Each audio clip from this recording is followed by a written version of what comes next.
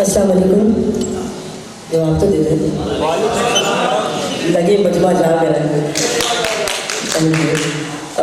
मैं गुलाम मुस्तफ़ा साहब को मुबारकबाद दूँगी उनकी किताब का। और वैसे माशाल्लाह बहुत सारे मौजूद मेहमान तशरीफ़ फरमाए। थोड़ा सा टाइम लूँगी आपका। आज महनाज बेगम की भी बरसी है और इतनी बड़ी लेजेंड है और मुस्तफ़ा साहब ने भी अपनी एक तकरीर रखी है। तो मैं एक छोटा सा महनाज जी का बड़ा फेमस सॉन्ग आप सबको डेडिकेट करूँगी, लेकिन अगर आप महनाज जी के लिए तालियां बजा दीजिएगा।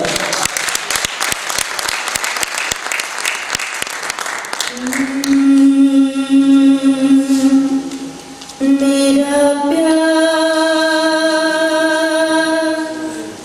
तेरे जीवन के